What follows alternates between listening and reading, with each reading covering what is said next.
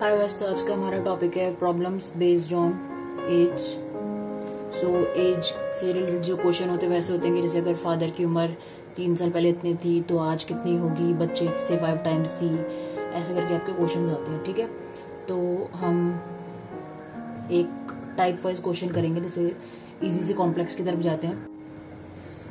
So question is age of father 3 years ago was 7 times the age of his son. ठीक है, at present the father's age is 5 times that of his son.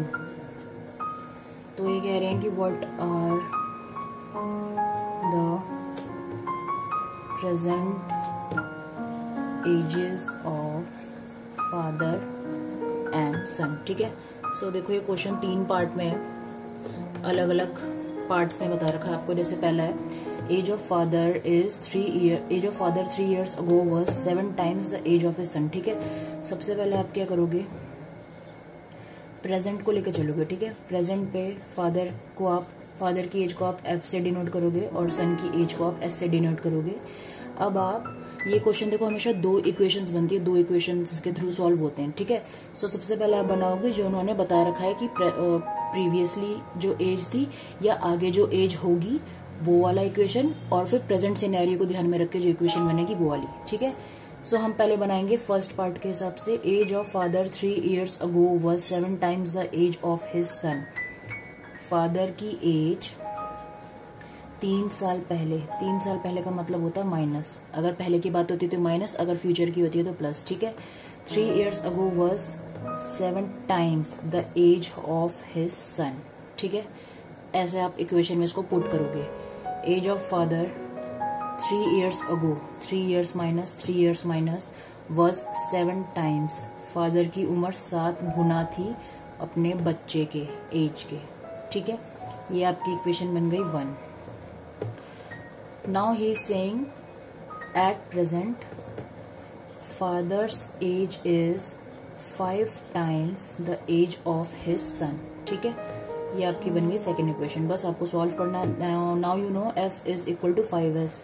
So first equation में अगर आप ये put करोगे तो ये आपका आएगा s minus 3, it is 5s minus 3, 7s minus 21, और 21 minus 3 हो गया आपका 18। सो आपका s आ गया 9। ठीक है, अब सन की एज हो गई आपकी 9, s is equal to 9 years, और फादर की थी 5s which is 5 multiplied by 9, that means 45 years। ठीक है, तो ये आपके 2 एज आ गए। ऐसे आप क्वेश्चन सॉल्व करोगे। ठीक है, नेक्स्ट क्वेश्चन की तरफ चलते हैं।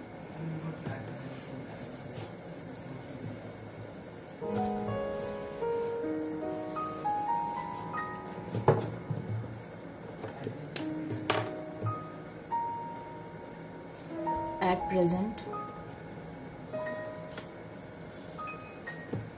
age of father is 5 times the age of his son 3 years hence. देखो यहाँ पे इसने अगो नहीं बोला, इसने हेंस बोला। हेंस का मतलब है 3 साल बाद। The father's age would be 4 times that of his son. What? Find the present ages of father and son. ठीक है, फिर से क्वेश्चन 3 पार्ट्स में आपको दे रखा है, जिसमें आपको अब प्रेजेंट का बता रखा है। सो प्रेजेंट में वो कह रहा है कि जो फादर की एज है, आप फादर की एज को एफ से डिनोट करो, सन की एज को एफ से डिनोट करो। अब बनाएंगे equation. So the question is saying the father's age is 5 times the age of his son. This is the first equation. Then the question is saying 3 years hence. Hence means 3 3 साल बाद the father's age would be 4 times the age of his son. This is your second equation. So putting equation 1 in equation 2, 4s plus 12s equal to 9. So if s is 9, f would be 45 years. ठीक है. So ये आपका second question है और 9 years आपका सन की as है और फादर की आपकी 45 है. हेंस तो इसलिए हमने 3 साल आगे के ऐड करें हैं. प्रेजेंट वाले में 3 साल हमने ऐड करें. ठीक है. अगो होता है तो माइनस आता है. Next question.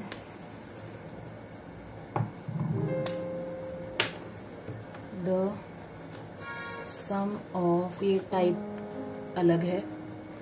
The sum of the ages of mother and her daughter is 50 years. Also, 5 years ago, the mother's age was 7 times the age of daughter. What are the present age of mother and daughter? ठीक है. सो ये question है फिर से 3 part में. आपको तीनों part लिख के सॉल्व करने. Sum of the age of mother and her daughter is 50 years. Let's mother age be m and daughter's age be d. The first part says the sum of the ages of mother and daughter is 50 years. ठीक है. मतलब अगर ये 25 साल की तो 50 साल इनके टोटल है. Also 5 years ago. 5 years ago मतलब minus the mother's age was 7 times the age of daughter. Now what are the present age of the mother and daughter? ठीक है. m और d निकालने basically. So we know that m plus d is 50. Therefore m would be 50 minus d. ठीक है. So 50 minus d minus 5 equal to 7d minus 7 5 is 35. Okay, so 50 minus it is 45, it is plus 35, 7d plus d 80, it is 80 upon 8, so d is your 10, and if d is 10 therefore m would be 40 because 50 minus 10 is 40. That means माँ की उम्र 40 साल है, बच्चे की उम्र 10 साल है. ठीक है. ऐसे आप ये क्वेश्चन करोगे. 2 इक्वेशन बनेगी. इक्वेशन को पुट करोगे और आपका आंसर आ जाएगा. और माइनस और प्लस का ध्यान रखना है आपको क्योंकि इक्वेशन अगर गलत बनेगी तो आपका आंसर भी गलत आएगा. ठीक है. नेक्स्ट क्वेश्चन करते हैं. पहले 2 सेम टाइप के तो उसमें बस एक प्लस और माइनस का मैंने एग्जांपल देता है. इसमें जो थर्ड टाइप है इसमें आपकी एजेस प्लस हुई हैं. अब हम करते हैं नेक्स्ट टाइप का question. The sum of the ages of son and father is 56 years. After 4 years, the age of father will be 3 times that of his son. Age क्या है सन की. ठीक है. इसमें फादर की नहीं पूछी हुई, सन की एज पूछी हुई बस. बट हम दोनों की निकाल के देख लेते हैं. The sum of the age of son and father is 56 years. Let the age of son be denoted by S and father's by F. Now the question is saying S plus F is 56 years and after 4 years that means plus 4 years the father's age will be 3 times the age of his son. देखा equation कैसे बनी है question करते करते. After 4 years the age of father will be 3 times the age of his son. ऐसे बनी है. ठीक है. बस कुछ नहीं करना, बस इक्वेशन में डाल दो. If f is equal to 56 minus F S then f will be this. So 56 minus s plus 4 equal to 3s plus 12. 56, 60 minus 12 is 4s and 12 4 is 48, 4s, s is 1 2. तो s की पूछी s की 12 और अगर f की निकलनी तो 56 minus 12 आपका आंसर आ जाएगा 44. एक क्वेश्चन और करते हैं एज वाला। अभी तक आपको क्लैरिटी आ गई होगी कि कैसे आप करोगे। सो ये अलग टाइप है। The ratio of the ages of father and son at present is 6:1। After 5 years the ratio will become 7:2। आपको प्रेजेंटेज निकालनी है सन की, ठीक है। अब ये क्वेश्चन रेशियो वाला है, बट स्टिल इसमें आपकी इक्वेशन हम बनाने की कोशिश करेंगे। तो देखो, पहला आप लिखो एफ, फादर की एज हम एफ से डिनोट करेंगे, सन की एस से। Now the question says the ratio of the ages of father and son at present is 6:1. That means f upon s is 6:1. That means 1f is equal to 6s। इसका मतलब क्या है, father की जो उम्र है वो बच्चे की 6s है, मतलब कि 6 मल्टीप्लाई करके s की जो प्रेजेंट एज है, फादर 6 गुना बड़ा है बच्चे से, ठीक है। 6:1 का मतलब ये है। ये आपकी फर्स्ट इक्वेशन है। आफ्टर 5 years +5 और 7:2 को अगर आप करोगे तो f upon s is 7:2। That means 2f is equal to 7s। So ये अब आपकी दूसरी इक्वेशन है। तो 2f इक्वल टू 7s में आपकी इक्वेशन आ रही है 5 साल बाद, ठीक है। तो अब आपको पता है 1f is equal to 6s। That means f में आपने पुट करा s plus 5, so it is 12s plus 10 equal to 7s plus 35. This is 5s equal to 25. This is 5. If s is 5, then 1f equal to 6s equal to 6 5s 30। तो father की as आपकी 30 है और सन की 5 है। हमको सन की पूछी तो सन की हमने बता दी, इट इज 5, ठीक है।